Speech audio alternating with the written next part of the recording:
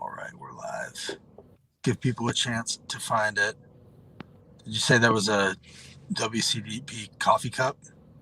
Oh no, Courtney's wearing our Pride shirt. I'm just, Oh, the Pride shirt. Yeah. I've got Dolly. She's on my side all the time. I feel like if Dolly were in Williamson County, she would be a supporter of ours. Absolutely. All right. Well, oh shoot, that would be. We should try to lobby to get her away from East Tennessee. Everybody, come on in. Justin with the Holler, as you probably know by now. tnholler.com is where you can find us, at the TN Holler on Twitter and Facebook. We have hollers all over the state. Today we're doing a little session with Courtenay and Jenn from the Williamson County Dems. Friends of ours that we talk to as often as we can. They wanted to talk to us about running for office, which is something that all three of us have done, something that I'm a believer that everybody should do at one point in their lives. You know, I personally, just to tell my testimonial real quick, ran kind of almost right when I moved to Tennessee. And I would say there's really no better way to get to know your community than to run for office. Courtenay, why don't we start with you? What are you here to talk about today, and how can people get involved? Yeah, so I also ran for office in 2016. And I was asked to run for office by someone who followed me on Twitter, which if y'all follow me on Twitter, you know I'm quite active and very opinionated. But in 14 and 15 here in Franklin, there was a lot of drama with the Williamson County School Board. Sadly, we're still seeing drama happening. But I got really involved with that because I think it's incredibly important to support our public schools, support our parents of public school students and teachers and kids and all of that. So long story short, this woman followed me on Twitter, reached out to me, and asked me to run for office in 16. And my first response was, I have no idea how to do that. I've never done anything like that. I'm not a lawyer. I don't have this knowledge. And her response to me was, if you were a man, you would have already said yes. That's true. And I said, okay, let me think about it. So about 3 days later, I said, yeah, I'm in. So that was in 16. I like to say that Holly McCall and I started the blue wave here in Williamson County. Neither of us won, but I don't think we were expecting to, but we really did step up and make a difference. And, we all have our own stories about what it's like to run for office. And Jen and I are now part of the Williamson County Democratic Party officers, and we want to support people who want to run for office. Yeah, because most people who are sane will never consider running for office, right? That's not on anyone's vision board usually.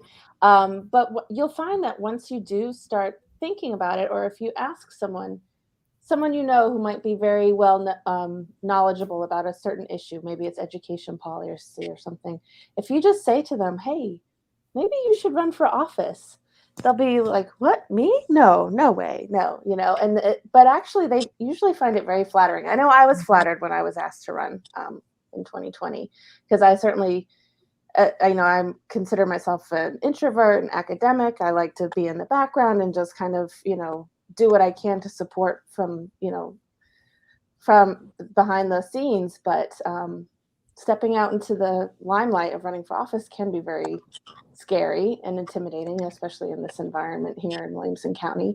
But I will say that it was one of the most rewarding things I've ever done. And I've come out feeling more connected to my community, knowing more people in my community. And it was one of the greatest challenges, but also one of the greatest experiences overall that I've ever had in my life. So, well, I think we need more people who don't feel like they're the ones who should be running for office.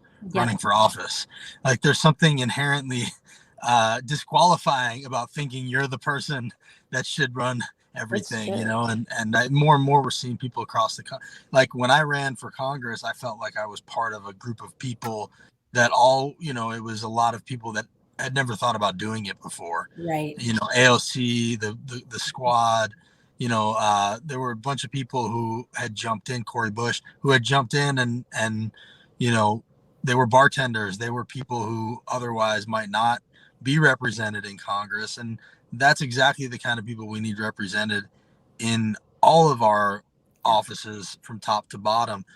Jen, we were talking before we came on here about, why people need to get engaged like this. What is the threat that we're facing in your eyes?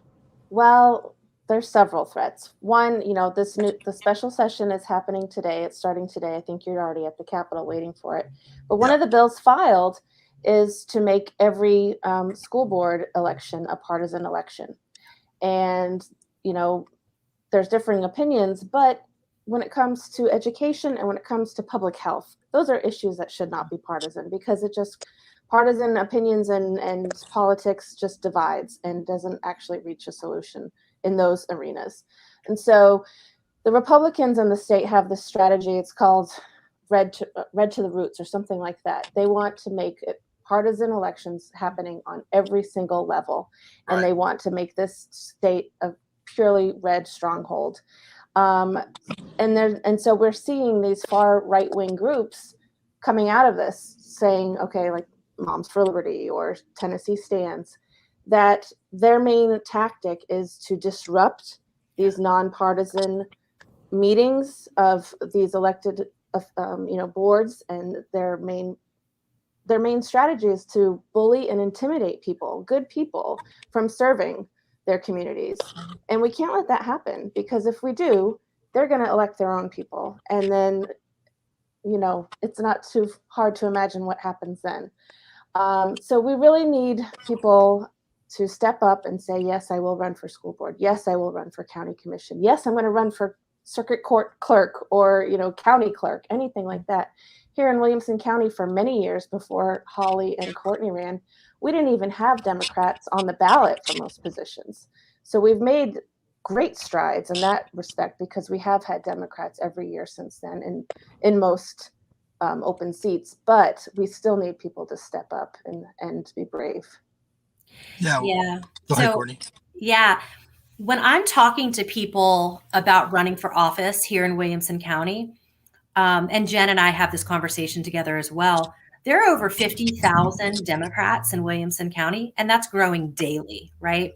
We have zero representation. So even though the school board is nonpartisan and the alderman race is nonpartisan, most of the folks that are serving there are on the opposite side of the aisle.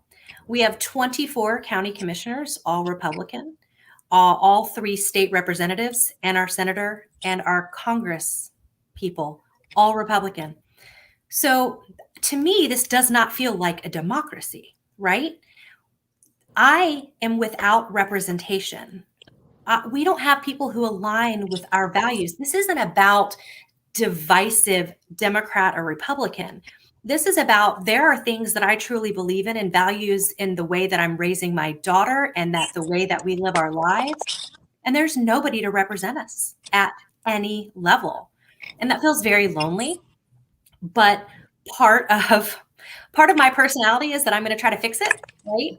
It doesn't always work, but I've gone from candidate to now vice chair of the Williamson County Democratic Party, serving with Jen as chair. And we are ready to recruit people to run for office for all of the partisan races that are happening next year. We're also ready to, so not just recruit them, but to support them and train them. One of the things that I felt in 2016, the landscape was very different. I didn't have a lot of support. One, I didn't know what the heck I was doing. First time candidate. And I was like, I guess I can figure this out. And luckily I do surround myself with really smart people. I would prefer to not be the smartest one in the room. So I asked a lot of questions and I got great support, but I didn't have a lot of support from the local or the state party. And we don't want to leave our candidates with that taste in their mouth in 2022.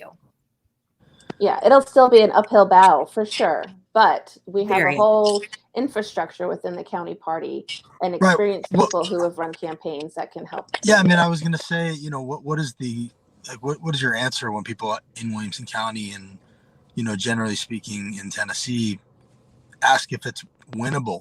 I mean, it's such a steep climb. Personally, I can say that I knew what I was getting myself into. I just felt like even if I didn't win, I was laying tracks for whatever comes behind me. And it was, it made me feel like a part of something, no matter what the result of my race was. what do you tell people? Yeah, especially in the county commission races. So Williamson County is divided into 12 districts, and everybody has 2 county commissioners that serve that district. So that's 24 elected officials. Those are winnable races, right? Because of the data that has been cleaned, every time somebody runs for office, we're knocking doors, we're phone banking, and we're getting more and more information on the folks that live in our community. But I have really honest conversations to say, if you are only running to win, you probably shouldn't run, right? And I'm fine saying that because we have to be realistic. But on Right. the other hand, I also say, if you don't try, you have no idea what could happen. In 2016, remember, no one cared about politics.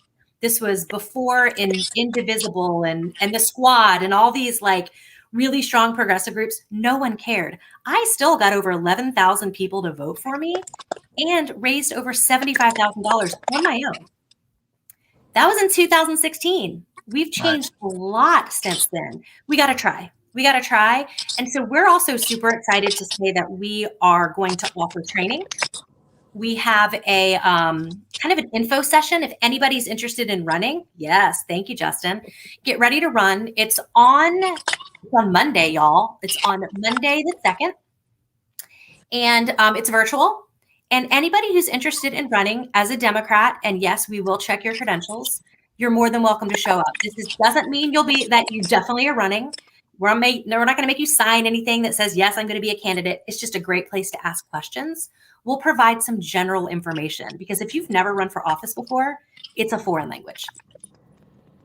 It is, but I still say anybody who's even thinking about it should do it. Find something to run for. This is just a moment in our country's history where, it's never been clear in my lifetime anyway that democracy is not a spectator sport, that it's only as strong as we make it. And, it's teetering on the brink.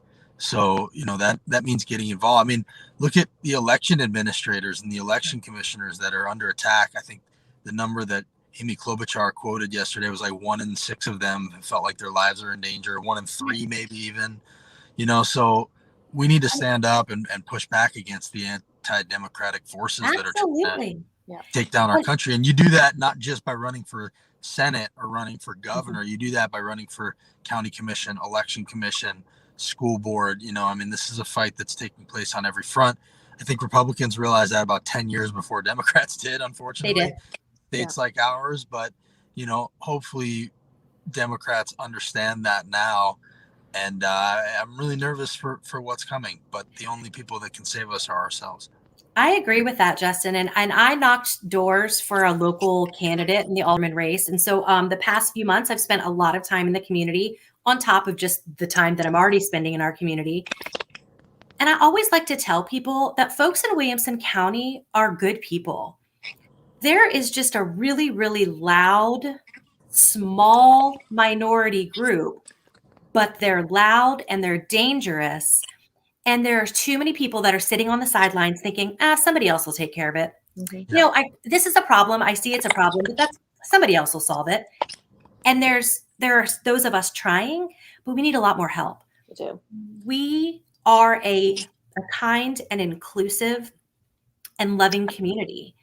And we have to portray that in the people that we elect to office. And I truly think if we don't get a handle on this in 2022, I'm extremely nervous about what's going to happen to our community and where all of us have kids. We're raising our children here. And, school board officials and election commission officials are afraid to go to a meeting. Yep. Why are we okay with this? I am not okay with this. Yeah, there was just a clip of in Boise, this guy, Charlie Kirk, who's, a Trumper, who somehow his organization is a 501c3. I don't understand it. But a guy stood up and asked a question like, when do we get to start shooting people? This is what we're dealing with now. So we have a lot of people who are afraid for their lives. And, we have to stick together. And one of the best ways that we can stand up to this is by running for office. There's just no question about it. And I'll also say those groups, those small but loud groups, they're good at mobilizing people too and getting people to get out and do stuff. And Democrats need to be able to do that too. We're working on building a network of our Democratic, fellows here in Williamson County that we can mobilize and really make sure people get out to the polls. And so, we're all busy, right? Everyone is busy. And that's, one of the biggest things I hear, oh, I'm so busy. I can't run for office. Well, are you too busy to think about how your child's education is going to be impacted by these elections? Are you too busy to think about how our healthcare policies and during a pandemic are going to be impacted? I don't think it's time to be too busy right now. And we can also use help for campaign volunteers. So if you don't want to run but you want to help the campaigns, we have work for you to do, plenty of work for you to do. So come to this organizational meeting just to learn about what it means to run a campaign. And maybe you're not ready in 2022, maybe down the road, but we need to start building a bench too, right? If we get some commissioners elected, their name recognition will help them run for office at a higher level later on. That's the strategy that we have to take from the Republicans, because that's what they did. So, Courtney, wrap us up here. Y'all, we cannot be too busy to save our democracy. And it's really coming down to that. And I'm not trying to be dramatic. We truly are at a time in our history where if we don't step up together as a collective of the good, kind, and decent humans to take back what so many people have sacrificed, we are in for an incredibly rough decade. We're here with the Williamson County Democratic Party to help you if you want to run for office. We will help candidates financially, also with volunteers. We are here to be the support system for folks who want to run for office. So if you're interested, you can go to the Williamson County Democratic Party website, which is WCDP, Williamson County Democratic Party, TN.org. Right there, right when you land on the site, it says, get ready to run. RSVP there. It is a virtual event. We will need you to register because we got to send you the Zoom account. Also, we will be checking your credentials.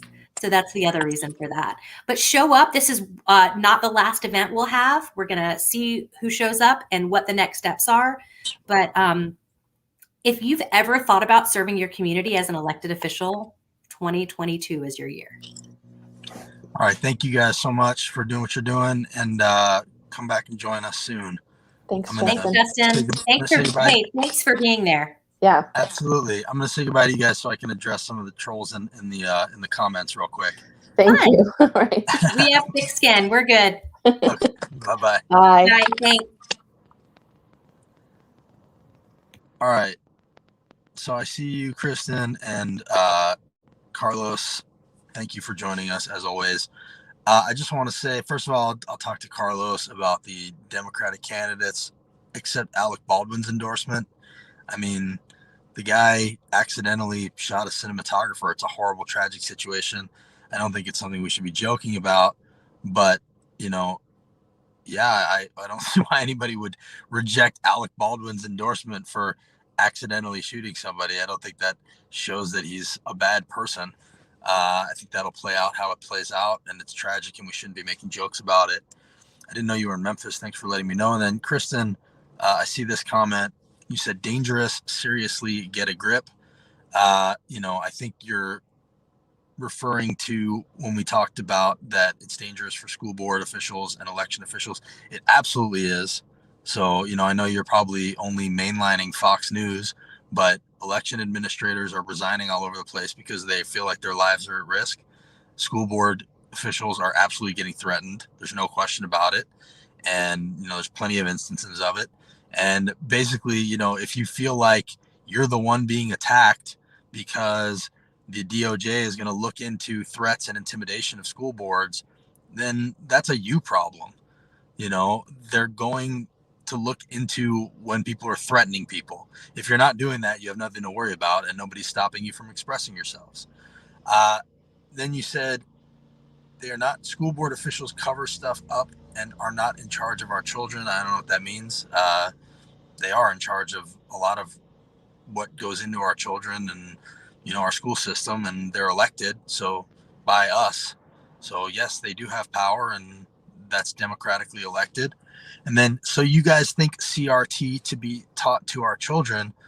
No, we don't think CRT should be taught to our children, because it's not.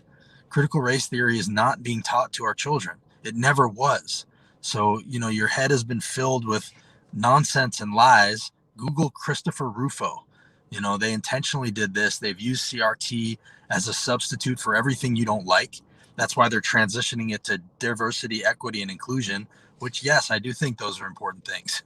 So CRT is not taught to our children, and it never was. And that's just the bottom line about that. It's a, graduate level course. And then the last thing he says is, do you think it's okay for a girl to raped in the bathroom by a girl wearing a skirt? I think what you're referring to is the Loudoun County, or I don't know how you say Loudoun, in Virginia. There was a incident in a girl's bathroom, sexual assault of a girl, which is obviously terrible. But today we've now learned that what essentially happened was a boy and a girl met in a girl's bathroom to hook up, and he absolutely took it too far. And it sounds like, he should be completely punished, and it was terrible, but it had nothing to do with anti-trans laws and trans bathroom bills. So Republicans seized on it, turned that into a national issue, and they were actually capitalizing on an awful situation and using it for political gain, which now got in your head, and now you're here parroting that. So, you've been blinded by misinformation, which probably happens a lot because of where you get it from. And I would ask you to question where things are coming from. And you are part of a misinformation campaign, and that incident in Virginia is part of it. David says, I'm great with my children learning true history. Carlos says, liberals shouldn't be allowed to handle guns. They don't know how they work. I mean, I think that's ridiculous. I think you're being sarcastic. Plenty of liberals I know have guns and know how they work and handle guns. And there's liberals in the military. And, I don't think it's necessarily something to brag about that, the people who agree with you are so afraid of the world that they feel like they have to be strapped up maximally at all times. And I also think we need to not spend so much of our budget on the military. Excuse me, by a boy wearing a skirt. I mean, okay, by a boy wearing a skirt. He was a boy in a bathroom that the girl had met to hook up with, apparently, according to what's going on in the court. So, and by the way, the laws that you're talking about, the inclusive trans bathroom laws that are in Virginia, were not even in place when that happened. You can go ahead and Google that. They kicked in like 3 months later. So you're all twisted up, Kristen. And, I'm trying to give you information. Carlos, you're here with us a lot. I hope you're learning something. And, I will continue to engage with you about this if you guys come at this in a good faith way, and we can have these discussions together. And by the way, we used to have a holler hour when Cassie was here, where we invited you into our conversations all the time, and none of you ever took us up on that. We don't only talk to the people we agree with because we don't invite people on who disagree with us. They just never take us up on it because they know that if we have a conversation, it's probably not going to go well for them because so much of what they're peddling is nonsense. So David then says, my second grader will read Ruby Bridges this year. Can't wait to have these conversations with him. That's called parenting, and it's your job too. It happened, and my children should be taught this so we can talk through it as a family. Amen, David. Absolutely. It reminds me of the Chattanooga school board book banning fight. Rhonda Thurman, who's one of the worst in our state, went off about banning books, mostly written by Black, and if not, I think all written by Black authors. And Carita Jones took her to task about it. We don't need to be banning books, especially ones that are just in the library that aren't required reading. I would say to Kristen and Carlos, don't be afraid of our history. It happened. We need to learn from it. And we don't do history any favors when we erase it. And just as a last thing, I was really grateful to have my daughter be a part of the unveiling of a United States Colored Troops Soldier statue in Franklin this past weekend. it was a little bit of progress in a state and a town and a county that needs so much more of it, and something that my daughter will never forget. And now standing there opposite the Confederate statue is a United States Colored Troops soldier. And it was a really nice moment that came from a lot of work from Black preachers and white preachers and historians. And I hope we have more moments like that in our state. And we have had some gains here. You know, the KKK Grand Wizard bust is out of the Capitol. You know, a statue of a Colored Troop soldier is now on the square. And we just need to keep pushing and keep fighting. And hopefully by joining us here at the Holler, you guys can learn stuff and we can learn together and we can push this state forward together. Thanks for joining us. See you next time.